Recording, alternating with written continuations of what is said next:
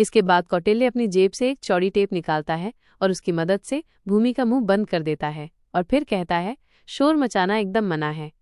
इसके बाद भूमि को अपने कंधे पर उठाकर वैन के अंदर ले जाता है। आनंद सान्याल हाउस। अनिका और आनंद दोनों अपनी अपनी बात एक ही समय पर बोल उठते हैं। आनंद कहता है, मैं तुमसे कितनी बार कहा कि यहाँ से चली जाओ, मैं खुद आकर मिल लूंगा, पर नहीं, तुम्हें सारी बातें अभी और यहीं जाननी थी, इसी समय पर। अनिका कहती है, तो तुम इतनी देर से इनका इंतजार कर रहे थे? ये मेरा कुछ नहीं बिगाड़ पाएंगे और न ही तुम्हें बचा पाएंगे। अपनी अपनी बात एक साथ बोलने के बावजूद भी दोनों एक दूसरे की कही हुई बातों को ठीक तरीके से सुन पाते हैं। अब अनिका कहती है, तुम्हारे ही घर में इतनी सख्त सिक्योरिटी के बीच अगर ये तुम नहीं हो तो फिर कौन है? इतना कहने के बाद अनिका आनंद सान्याल की गर्दन पर हाथ रखकर उसे बाईं ओर गिरा देती है और खुद भी इसी दिशा में झुक जाती है। इस बार गोली एक बार फिर से उनके सिर के पास से होकर गुजर जाती है। तभी आनंद हाथ से इशारा करता है, जिसका मतलब था कि उन्हें उस ओर आगे बढ़ना चाहिए। उसने अपना हाथ उसी दरवाजे की ओर किया था जिसके बारे में वो बात कर रहा था, लेकिन वो देखने में किसी भी प्रकार से दरवाजे या रास्ते जैसा दिखाई नहीं दे रहा था। वो सिर्फ वहां मौजूद दीवार का एक हिस्सा था। अब अनिका अपना मास्क ऊपर कर लेती है। इसके बाद आनंद को घूरती है। आनंद कहता है, मुझे अच्छा लगा ये जानकर कि तुम्हें काफी चिंता है मेरी। अब अनिका का गुस्सा और बढ़ता है। वो अपने हाथ की खुली उंगलियों से मुट्ठी बना लेती है। तभी आनंद अपनी बात को आगे बढ़ाता है, अगर जिंदा बचेंगे तो तुम्हारे सभी सवालों के जवाब तुम्हें मिल सकेंगे। मुझ पर गुस्सा बाद में कर लेना, फिलहाल हमें यहाँ से निकलना होगा। इसके बाद आनंद अनिका के साथ उसी खुफिया रास्ते की ओर खिसकते हुए अनिका के सवाल का जवाब देता है, वैसे तुम जानना चाहती हो इसलिए बता देता हूँ, ये वही हैं जिनकी तलाश तुम्हें यहाँ तक ले आई है। इसके अलावा तुम्हारी तलाश इन्हें भी यहाँ तक ले आई है। शायद इस वक्त इनसे ज्यादा तुम्हारी चाहत और किसी को नहीं। अनिका को इस गोलमोल बात पर हैरानी होती है, लेकिन इस वक्त वो अपनी हैरानी प्रकट करने की स्थिति में नहीं थी। इस समय इससे भी ज्यादा परेशानी की बात अनिका के लिए ये थी कि गोलियां किस तरफ से चल रही हैं। वो चलाने वालों को देख नहीं पा रही थी क्योंकि वहां पर कोई भी शख्स मौजूद नहीं था। जब उसने आनंद और अपना बचाव किया तब गोली उसकी पीठ के पीछे की तरफ से आई थी। इस गोली से अपना और आनंद सान्याल का बचाव अनिका अपने तेज कानों और तेज रफ्तार की वजह से कर पाई थी। पिछले कुछ समय में धीरे धीरे अनिका के कानों की संवेदना काफी अधिक बढ़ चुकी थी। यदि वो ध्यान से सुनने की कोशिश करती थी तो वो काफी दूर तक की आवाजों को सुन पाती थी। फिर ये गोलियां तो उसके बिल्कुल आसपास ही चल रही थीं। आज तक कई बार अपनी इस संवेदना की वजह से उसने परेशानी महसूस की थी, लेकिन आज वो वक्त था जब वो संवेदना उसे मुश्किल से बाहर निकालने वाली थी। कुछ ही पलों में अनिका और आनंद उस दरवाजे तक पहुंच जाते हैं, लेकिन इससे पहले कि वो दरवाज़ा खुल पाता, गोलियों की बौछार होने लगती है। अनिका और आनंद एक बार फिर से अपनी अपनी जगह लेकर छुप जाते हैं। अनिका ये समझने की कोशिश करती है कि ये गोलियां चल कहाँ से रही हैं, तो वो देख पाती है कि दीवारों पर लगे हुए सजावटी पक्षी दरअसल ऑटोमेटिक मशीन गन हैं, जिन्हें कंप्यूटर की मदद से कहीं और से बैठकर चलाया जा रहा था। अब अनिका अपने हाथों से इशारा करते हुए पक्षियों को दिखाते हुए आनंद सान्याल से कहती है, हमें इस कमरे से बाहर जाना होगा। तुम्हारे इस सीक्रेट दरवाजे से बाहर निकल पाना फिलहाल तुम्हारे लिए नामुमकिन है। दरअसल अनिका अपनी स्पीड का इस्तेमाल करके इस दरवाजे को खोल भी सकती थी और तेजी से बाहर भी निकल सकती थी, लेकिन आनंद के लिए ये संभव नहीं था और अनिका अपना मकसद पूरा किए बिना चली जाए, ऐसा कभी हुआ नहीं था। इसके अलावा एक बड़ा डर ये भी था कि अनिका की मदद करने के बदले में आनंद अपनी जान न गंवा बैठे, जिसकी वजह से अनिका फिर एक हाथ आए हुए अवसर को खो दे। अब तक अनिका आनंद के बारे में जो कुछ भी जानना चाहती थी वो केवल लक्ष्य से संबंधित था, लेकिन यहाँ आने के बाद कुछ और ही जानने को मिल रहा था। आनंद अपने होठों को हिलाकर धीमी आवाज में बोलते हुए अनिका को अपने हाथ के इशारों से समझाता है, इस कमरे से बाहर निकलना और भी ज्यादा खतरनाक होगा क्योंकि इस कमरे में चलने वाली मशीन गनों की संख्या की सीमा है, लेकिन बाहर निकलने पर ये साक्षात रूप लेकर असंख्या हो जाएंगे। अनिका आनंद की बातों को सुन पाती है, लेकिन इसका अर्थ नहीं समझ पाती। फिलहाल आंखों के सामने मौजूद समस्या से लड़ना था, इसलिए अनिका पूरे कमरे में सावधानी से निगाहें घुमाती है और ये देखने समझने की कोशिश करती है कि किन किन जगहों से ये गोलियां आ रही हैं। उसे समझ लेने के बाद वो आनंद को इशारा करती है कि उसके ठीक दाएं तरफ ऊपर की ओर जो पक्षी बना हुआ है वो उसके ऊपर कपड़ा डाल दे। अनिका ने ऐसा इसलिए कहा क्योंकि उसे पूरा विश्वास था कि इन पक्षियों के अंदर कैमरा भी फिट होंगे, जिसके जरिए से गोलियों को चलाने वाले अनिका और आनंद को देख रहे थे। यदि वो दुश्मन देख नहीं पाएगा तो सही निशाना भी नहीं लगा पाएगा। पक्षी के जिस स्टैचू की अनिका बात कर रही थी वो आनंद से सिर्फ 1 फीट की ऊंचाई पर था। आनंद के लिए इस पर कपड़ा डालना कोई मुश्किल काम नहीं था। इसके अलावा जिस तरफ अनिका और आनंद थे, ये कैमरा भी उसी तरफ होने की वजह से उन दोनों को देख नहीं पा रहा था। आनंद को अनिका की बात समझने में ज्यादा देर नहीं लगती। वो अपनी गर्दन इधर उधर घुमाता है तो पास में रखी हुई एक डेकोरेटिव टेबल पर थार पोस्ट जैसा महीन कढ़ाई किया हुआ सुंदर कपड़ा बिछा हुआ देखता है। आनंद सान्याल हाउस। आनंद उस कपड़े को खींचता है और तेजी से उस पक्षी के ऊपर कपड़ा डालने के लिए बढ़ता है। ठीक इसी वक्त अनिका अपनी जगह से बाहर निकलकर दौड़कर दूसरी जगह पर छुप जाती है ताकि बाकी कैमरा अनिका को टारगेट करने की कोशिश करे और आनंद अपना काम ठीक तरह से कर पाए। अनिका की ये कोशिश सफल रहती है और इसी तरह कुछ ही देर में वे कमरे में मौजूद ऐसे 5 स्टैचू पर कपड़ा डाल देते हैं। उसके तुरंत बाद अनिका कुछ ही पलों में बड़ी ही आसानी से उन सभी को तोड़कर नष्ट कर देती है। इसके बाद अनिका अपनी भौहें चढ़ाकर आनंद की तरफ देखती है।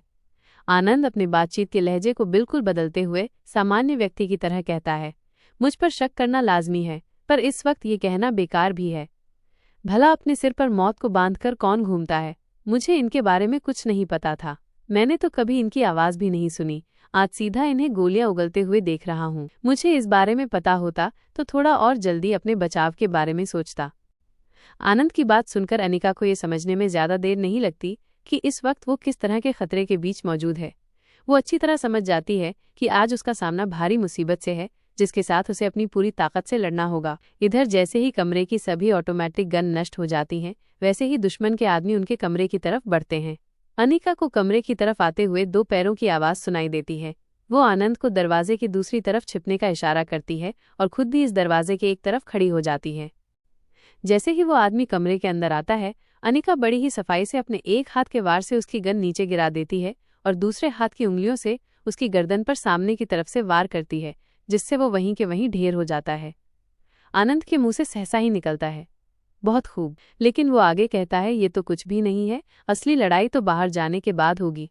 मेरा कहा मानो, हमें इस खुफिया दरवाजे से बाहर निकल जाना चाहिए। अब अनिका फिर से आनंद को घूरती है और उसकी नादानी पर अपनी गर्दन हिलाती है। फिर अपने एक हाथ की 2 उंगलियों को अपने माथे पर 2 बार घुमाती है और अंत में बोल उठती है, क्या तुम्हें लगता है कि तुम्हारा ये खुफिया दरवाजा अभी भी खुफिया रह गया है? चलो अब इस कमरे से बाहर चलते हैं। यहाँ से जिंदा बाहर निकलने का दरवाजा अब बाहर की तरफ ही है। ऐसा कहकर अनिका दरवाजे से बाहर कदम बढ़ाती है और आनंद उसे रोकता ही रह जाता है। अनिका के इस तरह बाहर निकल जाने के बाद आनंद के पास उसके पीछे पीछे जाने के अलावा कोई चारा नहीं रह गया था। वो झट से कमरे में इधर उधर नजर घुमाता है और फिर कमरे की एक अलमारी की तरफ दौड़कर उसमें से गन और कुछ बुलेट्स निकालकर अपने पास रख लेता है। फिर उसके तुरंत बाद वो भी बाहर की तरफ दौड़ पड़ता है। मॉरिशस की सड़कों पर कौटिल्य अपनी वैन को ड्राइव करते हुए आगे बढ़ रहा था। वहीं उसकी बंधक भूमि अपने मन में तरह तरह की बातें सोच रही थी। वैसे भी इस वक्त वो इसके अलावा कुछ कर भी नहीं सकती थी। कौटिल्य ने उसके साथ वो किया था जिसके बारे में वो कभी सोच भी नहीं सकती थी। उसने कभी नहीं सोचा था कि कौटिल्य उसके साथ ऐसा करेगा। एक और जहां उसे ये लगने लगा था कि उसे कौटिल्य को मौका देना चाहिए और धीरे धीरे अनजाने में ही वो उसके करीब भी बढ़ रही थी। शायद और कुछ समय बीतने के बाद वो उसे माफ भी कर पाती, लेकिन अब वो मन ही मन समय का शुक्रिया अदा कर रही थी कि समय रहते उसे कौटिल्य की हकीकत पता चल गई। वो अब तक भूमि के सामने सिर्फ और सिर्फ अच्छाई का दिखावा कर रहा था। भूमि कई बार खुद को छुड़ाने की कोशिश कर चुकी थी, लेकिन हर बार दर्द बर्दाश्त नहीं होने पर वो शांति से अपनी जगह पर लेटी रहती। अब वो वहां पड़े पड़े ही मन खुद से कहती है, जरूर कौटिल्य का इरादा कुछ और भी है। इस तरह से मुझे किडनैप कर लेना सिर्फ उसके प्यार का हिस्सा नहीं हो सकता। इतना कहने के बाद फिर से खुद को समझाते हुए कहती है, प्यार का हिस्सा? ये कैसी बातें सोच रही हूं मैं? ये बात समझने में मुझे इतना वक्त कैसे लग गया? मैं अब तक उसे पहचान क्यों नहीं पाई? ये प्यार हो ही नहीं सकता। ये सब केवल और केवल उसकी हवस का हिस्सा हो सकता है, या फिर किसी को पाने के पागलपन का, जिसके लिए इंसान किसी भी हद तक जा सकता है और फिर एक समय के बाद ख्वाहिश पूरी नहीं होने पर उसका असली रूप निकलकर सामने आ जाता है। ठीक वैसे ही आज कौटिल्य का असली रूप निकलकर सामने आ गया है, लेकिन अब मैं कौटिल्य से खुद को कैसे बचाऊं? सोच भूमि, सोच। तुझे जल्दी ही कुछ सोचना होगा, इससे पहले कि देर हो जाए। मुझे कुछ करना ही होगा। भूमि एक बार फिर से खुद को छुड़ाने की कोशिश करती है, लेकिन इस कोशिश में उसके हाथ पैर उस छोटी सी जगह की दीवारों से टकराते हैं जहां वो बंद थी। भूमि को हर बार ऐसा लगता है कि उसके टकराने पर उसे 2 आवाजें सुनाई दे रही हैं, लेकिन वो समझ नहीं पाती कि ऐसा कैसे हो सकता है। कुछ देर सोचने के बाद उसे ये समझने में ज्यादा देर नहीं लगती कि ये जगह काफी छोटी होने की वजह से आवाज गूंजकर उसे 2 बार सुनाई दे रही है। इसके अलावा वैन की स्पीड जितनी बार धीरे या तेज होती अथवा वैन किसी मोड़ पर मुड़ती, तब भी भूमि को इसी तकलीफ का सामना करना पड़ता। कभी उसका सिर टकरा जाता तो कभी उसके हाथ पैर टकराते, लेकिन इस बार तो हद ही हो गई। भूमि का सिर इतनी तेजी से टकराता है कि उसे चक्कर जैसे महसूस होने लगते हैं। साथ ही बेहोश होने से पहले वो ये महसूस कर पाती है कि वैन को तेज ब्रेक मारकर रोका गया है। जहां भूमि कुछ पलों की बेहोशी में जाने लगती है, वहीं उसका अंदाजा बिल्कुल सही था कि अचानक से कौटिल्य को अपने ठीक सामने मोटी लोहे की जंजीर एक तरफ से दूसरी तरफ बंधी हुई दिखाई देती है, जिसे तोड़कर आगे निकलना आसान नहीं था, इसलिए उसने तेज ब्रेक लगाए थे।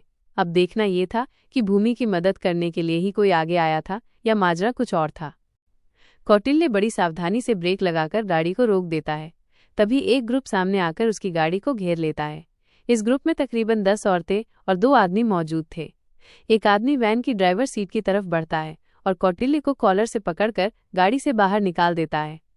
कौटिल्य बिना कोई जोर जबरदस्ती किए उसके साथ साथ आगे बढ़ता रहता है और गाड़ी से बाहर निकलकर चुपचाप सहमा हुआ सा खड़ा हो जाता है। तभी वो आदमी पूछता है, बता वो कहाँ है? कौटिल्य बड़ा ही मासूम और अनजान बनते हुए उनसे पूछता है, कौन? तुम किसकी बात कर रहे हो? मैं किसी के बारे में कुछ नहीं जानता। ऐसा कहकर कौटिल्य अपने चारों तरफ चोर नजरों से देखता है।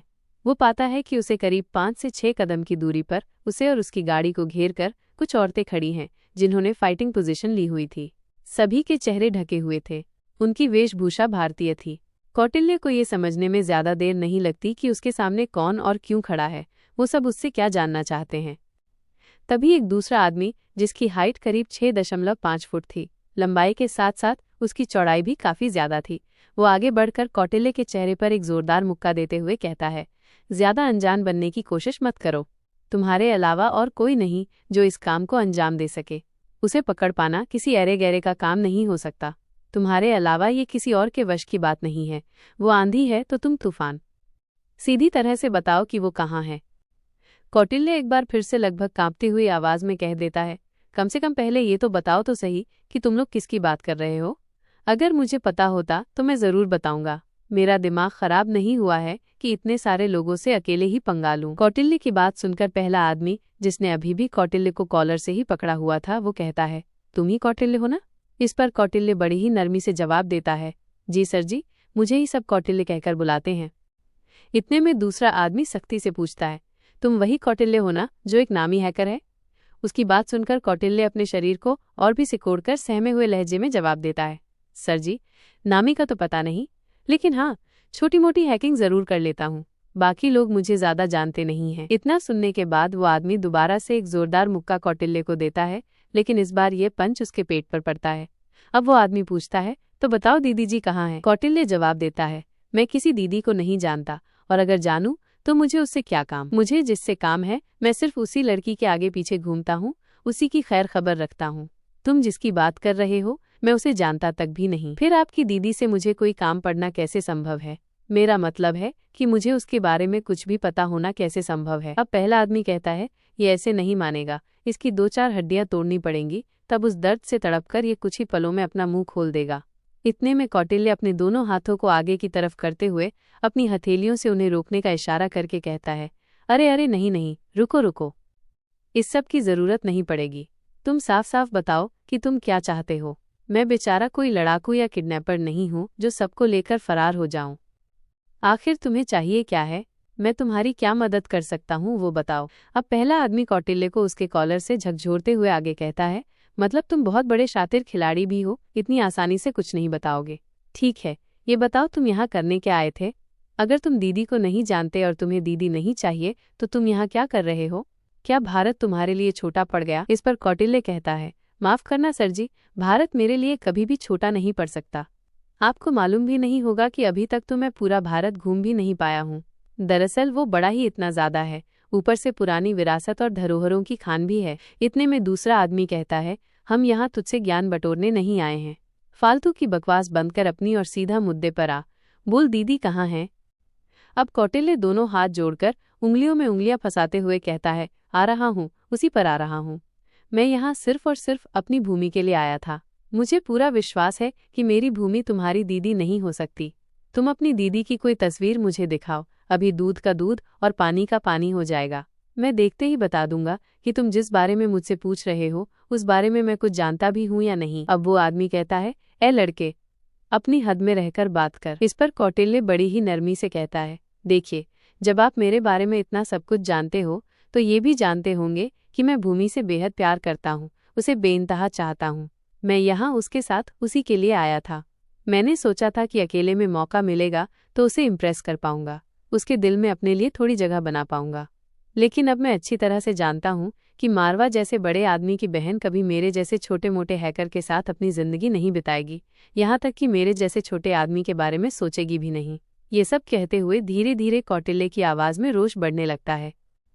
उसी गुस्से के साथ वो आगे कहता है, इसलिए मैं उसे किडनैप करके उससे शादी करने वाला हूँ। इसलिए अंधेरी रात में इस अनजान शहर में सड़कों पर घूम रहा हूँ। मुझे क्या पता था कि तुम भी किसी अपने को ढूंढते हुए मुझे ही धर दबोचोगे। कौटिल्य ने अपनी आवाज को सामान्य करते हुए आगे कहा, इसके अलावा मेरा यहाँ आने का और कोई मकसद नहीं। मैं किसी दीदी को नहीं जानता। जब मैं किडनैपर ही नहीं हूँ तो मुझे किसी दीदी की खबर रखने और उन्हें किडनैप करने की क्या जरूरत है। दूसरी ओर के पहलू को देखा जाए तो तुम अच्छी तरह जानते हो कि एक हैकर पुलिस वाला कभी नहीं हो सकता, और अगर मैं पुलिस वाला नहीं हूँ तो भी मुझे तुम्हारे जैसे गैंग की किसी दीदी जैसी मेंबर की क्या जरूरत हो सकती है। तुरंत ही अपनी बात बदलते हुए वो कहता है, लगता है मुझसे बोलने में कोई गलती हो गई। मेरा मतलब है कि तुम्हारे लीडर से मुझे क्या मतलब हो सकता है। इतना कहने के बाद कौटिल्य अपनी बात को और स्पष्टता से पूछते हुए आगे कहता है, मैं सही कह रहा हूँ ना?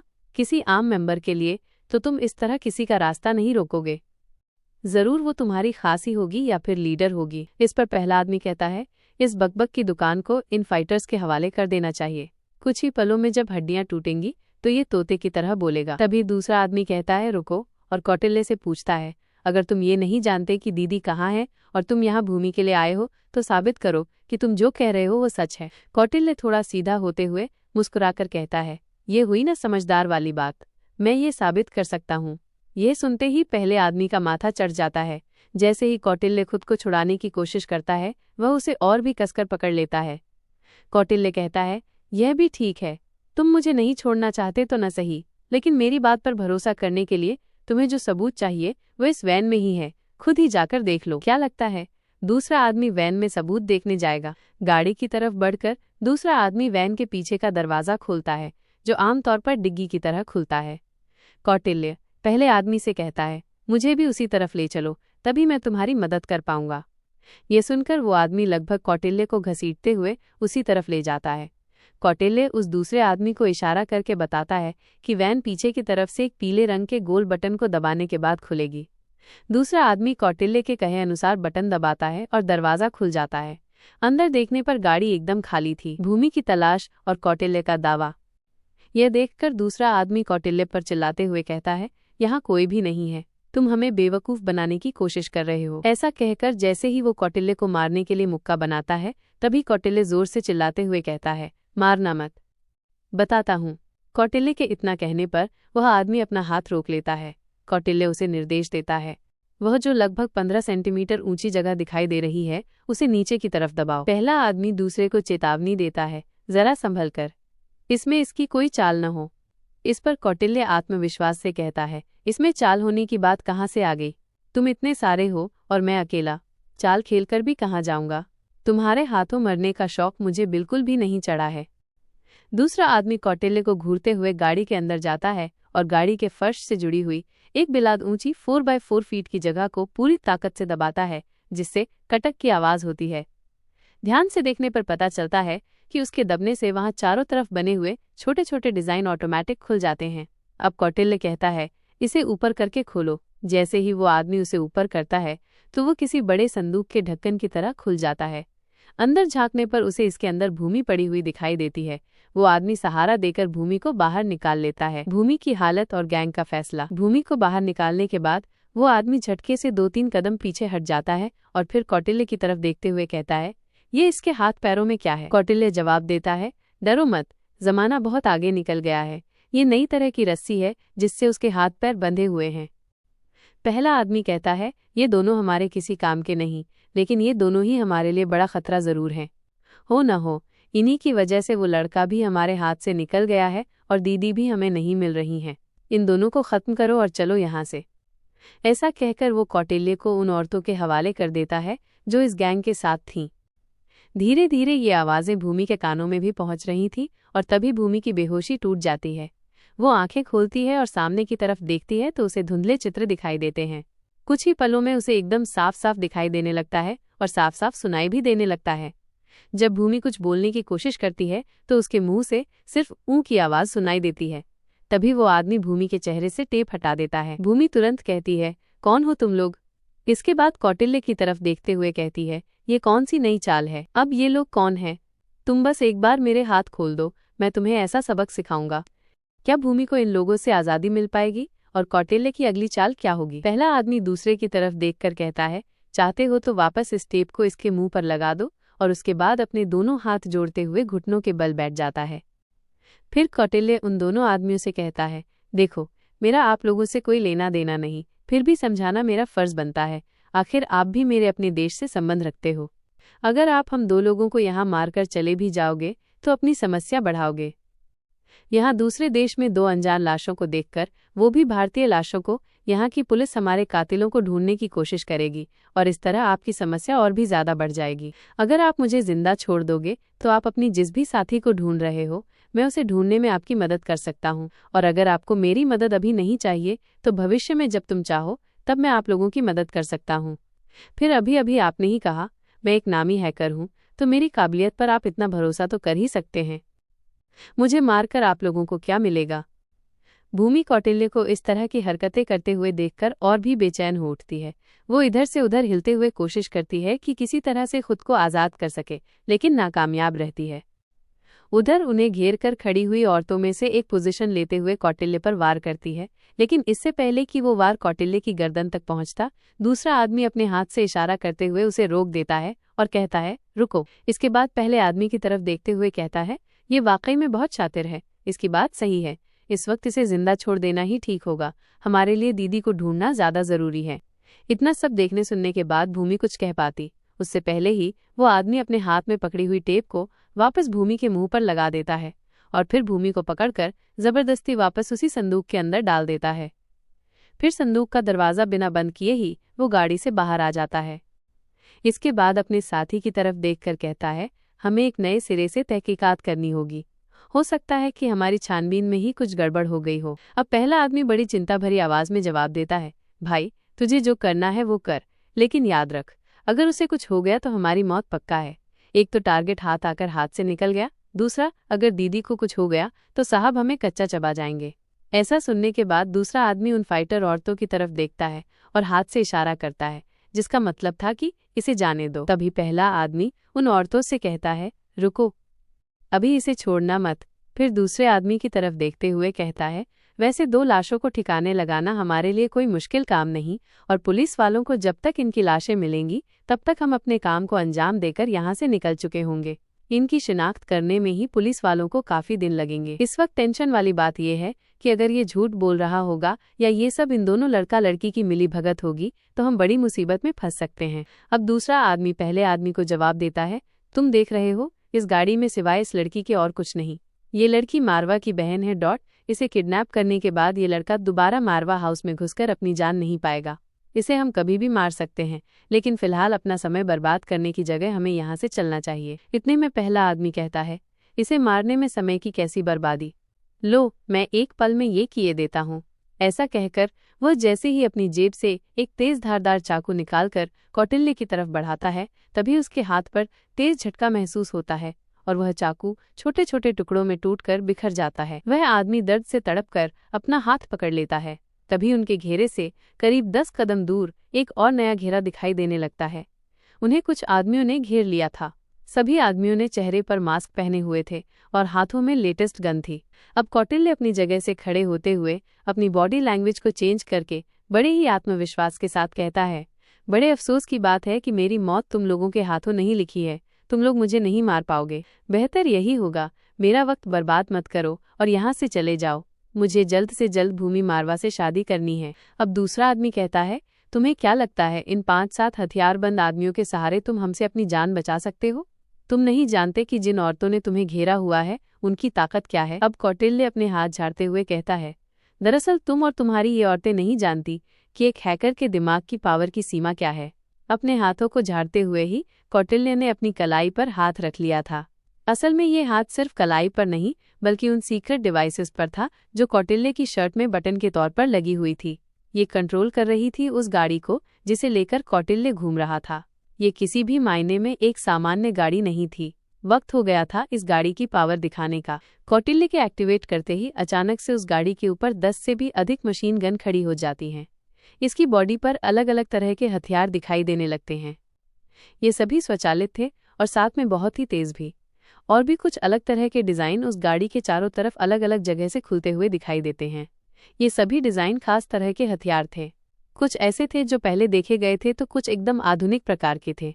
ये सब देखकर वहां मौजूद सभी लोगों के पसीने छूट जाते हैं। अब कौटिल्य कहता है, गन कैसे काम करती है ये तो तुम जानते ही हो, लेकिन मेरी ये वफादार गाड़ी छोटे छोटे खून में घुल जाने वाले जहरीले तीर भी छोड़ती है और बेहोशी की दवा भी।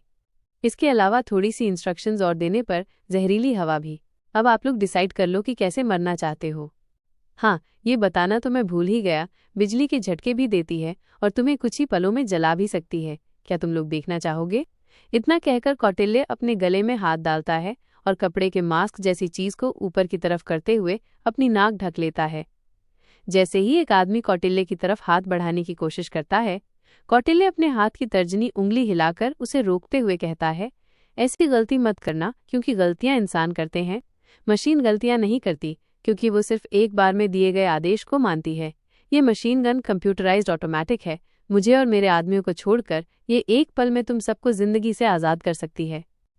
ऐसा कहकर कौटिल्य गाड़ी के खुले हुए पिछले दरवाजे में अंदर जाकर दोनों पैर मोड़कर बैठ जाता है और फिर कहता है, देखो मैं तुमसे पहले भी कह चुका हूँ और एक बार फिर कह रहा हूँ कि मेरी तुम लोगों से कोई दुश्मनी नहीं, कोई लड़ाई भी नहीं, इसलिए मैं तुम लोगों से लड़ना नहीं चाहता। वैसे मैं तुम लोगों से लड़ भी नहीं सकता, लेकिन बिना लड़े ही जीत सकता हूँ। फिर अपनी एक उंगली को आगे करके उन सभी को दिखाते हुए कौटिल्य कहता है, तुम मेरे आदमियों को मारो, मैं तुम्हारे आदमियों को मारूं, अंत में जीत किसी एक की ही होगी और बिना दुश्मनी के कैसी लड़ाई, कैसी जीत, कैसी हार।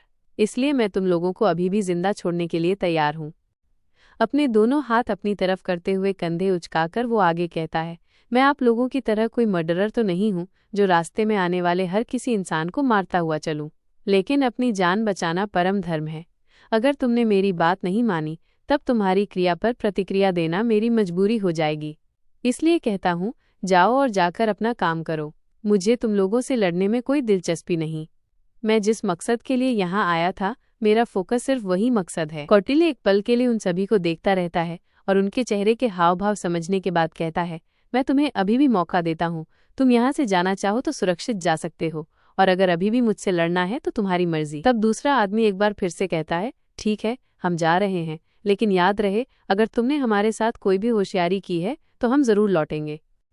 उसकी बात के जवाब में कौटिल्य बड़े ही स्टाइल से अपना हाथ और गर्दन हिलाते हुए कहता है, जरूर, मैं हर पल तैयार हूँ, पर ऐसी नौबत नहीं आएगी। तभी दो गाड़ियां वहां आकर रुकती हैं और वो आदमी और वे औरतें उसमें बैठकर वहां से चले जाते हैं।